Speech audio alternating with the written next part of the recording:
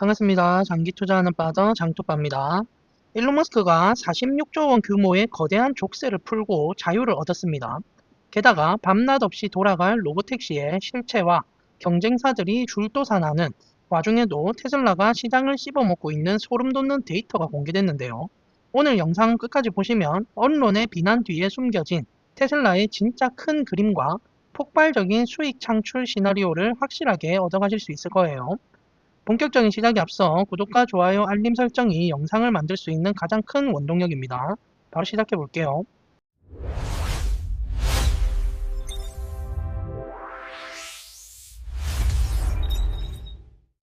첫 번째 소식은 엔비디아 소식으로 시작해 보겠습니다. 최근 엔비디아 주가가 아주 무서운 기세로 올랐었는데요. 무려 10일 연속으로 상승하면서 이 기간 동안에만 주가가 18%나 뛰었었죠. 이건 2023년 이후에 엔비디아가 기록한 최장기 상승 랠리였는데요. 현재는 또 살짝 내리긴 했지만요. 이렇게 주가가 계속 오르는 가장 큰 이유는 바로 폭발적인 인공지능, 즉 AI 수요 때문인데요. 지난달에 열렸던 GTC 컨퍼런스에서 젠슨 왕이 아주 놀라운 발표를 했었죠. 무려 2027년까지 1조 달러, 우리 돈으로 약 1300조 원이 넘는 규모의 그래픽 처리 장치 주문을 이미 꽉 채워놨다고 밝혔었습니다. 향후 몇 년 동안은 매출 걱정이 전혀 없다는 뜻이기도 하죠. 엔비디아의 돈 버는 구조도 완전히 달라졌는데요. 5년 전만 해도 게임용 그래픽 카드가 주력이었는데 지금은 기업들의 데이터 센터에 들어가는 칩 매출이 전체의 88%를 차지하고 있습니다. 게다가 엔비디아는 여기서 만족하지 않고 사업을 계속 확장하고 있죠. 최근에는 양자 컴퓨팅을 위한 이징이라는 오픈소스 모델을 발표했고 작년에 인수한 스타트업 그로크의 기술을 바탕으로 AI가 언어를 더 빠르고 효율적으로 이해하게 돕는 LPU라는 새로운 칩도 선보였었습니다.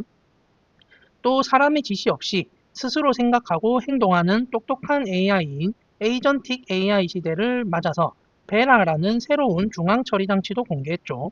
메타, 아마존, 구글 같은 거대 기업들이 이 엔비디아의 칩을 사기 위해서 천문학적인 돈을 쏟아붓고 있는데요. 메타는 컴퓨팅 능력을 늘리기 위해 210억 달러를 추가로 투자하기도 했습니다. 참고로 시장에 돌았던 델이나 HP 같은 대형 PC 제조사를 엔비디아가 인수한다는 소문은 전혀 사실이 아니라고 엔비디아 측에서 공식적으로 선을 그었습니다. 엔비디아가 AI 칩 시장에서 이렇게 압도적인 모습을 보여주고 있다면 테슬라는 전기차를 넘어서 로봇 시장에서 아주 중요한 변화를 맞이하고 있습니다. 다음 소식으로 넘어가 볼게요. 최근 테슬라 차이나의 미디어 행사에서 왕하오 총괄 책임자가 아주 흥미로운 이야기를 꺼냈는데요. 바로 테슬라가 본격적인 로봇 시대로 진입하고 있으며 중국 상하이 기가팩토리가 여기서 아주 핵심적인 역할을 할 것이라는 내용입니다.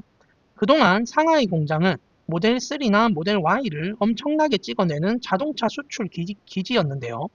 이제는 자동차뿐만 아니라 에너지 저장 장치인 메가팩과 옵티머스 같은 휴머노이드 로봇을 대량으로 생산하는 곳으로 진화하고 있습니다. 왕하오 책임자는 상하이 공장의 엄청난 제조 효율성을 언급하면서 이곳이 로봇 대량 생산의 황금 열쇠가 될 것이라고 자신하고 있어요. 테슬라가 로봇을 저렴하게 만들어서 대중화하려면 한 번에 엄청나게 많은 양을 만들어내는 능력이 필수적인데요. 상하이 주변에는 로봇을 움직이게 하는 모터나 센서 같은 정밀 부품을 아주 빠르고 저렴하게 구할 수 있는 세계 최고 수준의 부품 공급망이 쫙 깔려 있습니다. 그래서 앞으로 테슬라의 로봇은 미국 텍사스 공장에서 연구 개발과 초기 소량 생산을 담당하고 전 세계로 수백만 대를 팔기 위한 대량 생산은 중국 상하이 공장의 인프라를 활용하는 투트랙 전략으로 갈 것으로 보여요. 테슬라의 로봇 프로젝트가 이제 단순한 연구를 넘어서 진짜 공장에서 대량으로 찍어낼 준비를 하고 있다는 강력한 신호인 셈이죠. 이렇게 로봇 회사로 진화하고 있는 테슬라지만 본업인 자동차 시장에서도 여전히 강력한 지배력을 보여주고 있습니다. 이번 2026년 1분기 판매 데이터를 살펴볼 건데요. 미국 전기차 시장 전체가 작년보다 27%나 줄어들 정도로 아주 추운 겨울을 맞이했는데요. 놀랍게도 테슬라의 실질적인 시장 장악력은 오히려 더 커졌습니다. 지난 2026년 1분기 미국에서 테슬라는 11만 7천 대가 넘는 전기차를 팔면서 전체 시장 점유율의 54.2%를 차지했습니다. 다른 모든 경쟁 자동차 회사들의 전기차 판매량을 다 합친 것보다 테슬라 혼자 판 차가 더 많은 겁니다. 특히 모델 Y는 거의 8만 대 가까이 팔리면서 다른 브랜드의 주력 모델들을 가볍게 압도했어요. 테슬라 역시 판매량이 8% 정도 줄어들기는 했지만 경쟁사들이 훨씬 더 심하게 무너지면서 결과적으로 불황 속에서 테슬라가 가져가는 파이는 더 커진 승자 독식 상황이 된 거죠. 이런 현상은 신차뿐만 아니라 중고차 시장에서도 똑같이 나타나고 있어요. 기름값과 유지비에 부담을 느낀 소비자들이 가성비 좋은 중고 전기차로 대거 눈을 돌리고 있는데요. 호주에서는 지난 3월 중고 전기차 판매량이 한 달 전보다 무려 138%나 폭발적으로 늘어났습니다. 여기서도 사람들이 가장 먼저 찾는 대안은 역시 테슬라의 모델 3와 모델 Y였어요. 사람들이 테슬라 중고차를 너무 빨리 사가다 보니 보통 두세 달치 정도 쌓여 있어야 하는 시장의 재고 물량이 한 달치도 안 되는 28일 수준으로 뚝 떨어졌습니다. 미국 시장 역시 비슷한 상황으로 중고 테슬라 수요가 엄청납니다. 언론에서는 테슬라에 대해 부정적인 기사를 쏟아내고 있지만 실제 소비자들은 신차든 중고차든 테슬라를 최우선으로 선택하고 있다는 걸 데이터가 확실히 보여주고 있습니다. 자, 그리고 테슬라 투자자분들이라면 아주 반가워할 법적인 승리 소식 하나를 전해드릴 건데요.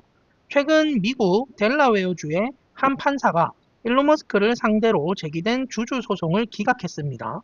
일론 머스크가 테슬라 자금을 맘대로 쓰고 주식을 부당하게 거래했다는 주장이었는데 판사는 테슬라가 2024년에 법적인 본사 위치를 텍사스주로 옮겼기 때문에 이제는 텍사스주 법을 따라야 한다며 소송을 끝내버린 겁니다. 이건 일론 머스크에게 정말 엄청난 승리인데요. 미국 기업들은 세금 혜택 같은 이유로 실제 회사가 있는 곳과 법인을 등록하는 주가 다른 경우가 많은데요. 원래 있던 델라웨어주는 주주들의 권리를 강하게 보호해서 소송이 아주 자주 일어나는 곳입니다. 반면에 새로 이사간 텍사스주는 철저하게 기업 경영진에게 유리한 곳이죠. 텍사스 법에 따르면 이번처럼 경영진을 상대로 고소하려면 소송을 거는 투자자들이 테슬라 전체 주식의 3%를 가지고 있어야 합니다. 우리 돈으로 무려 46조 원어치의 주식이 있어야 고소를 할 수 있다는 건데 개인 투자자들이 이 정도 돈을 모으는 건 사실상 원천 봉쇄된 거나 다름없어요. 결과적으로 일론 머스크는 앞으로 성가신 소송 걱정 없이 본인이 생각하는 대로 자유롭게 회사를 이끌고 나갈 수 있게 됐어요. 이런 강력한 보호막 덕분에 일론 머스크는 텍사스에 있는 또 다른 계열사인 우주 로켓 회사 스페이스X에서도 독자적인 노선을 구축할 가능성이 높아졌습니다.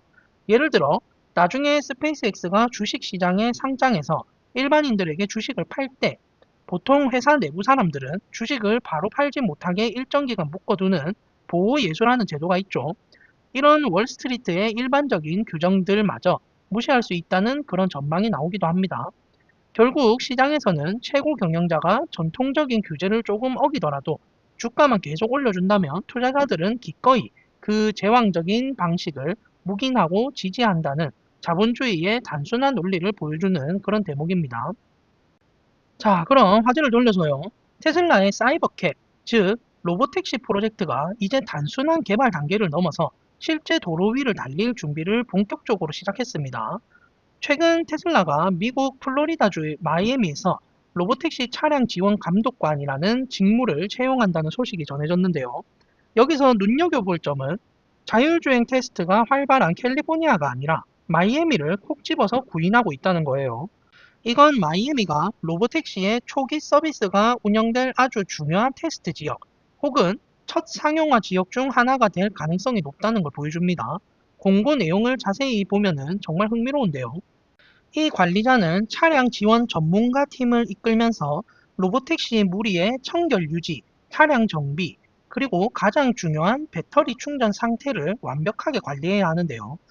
무인으로 돌아다니는 차들을 물리적으로 케어할 인프라를 지금 세팅하고 있는 거죠.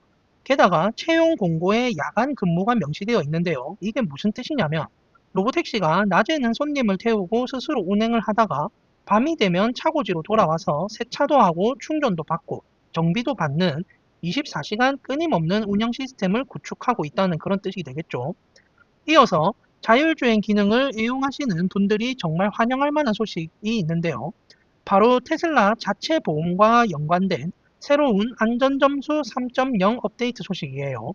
그동안 테슬라 오너분들의 가장 큰 불만 중 하나가 FSD, 자율주행 시스템을 켜고 가다가 자동차가 갑자기 급브레이크를 밟거나 앞차와 너무 가까워지면 그게 운전자의 잘못으로 처리돼서 안전점수가 깎인다는 거였습니다. 자율주행을 믿고 썼을 뿐인데 내 보험료가 오르는 좀 억울한 상황이었던 거죠.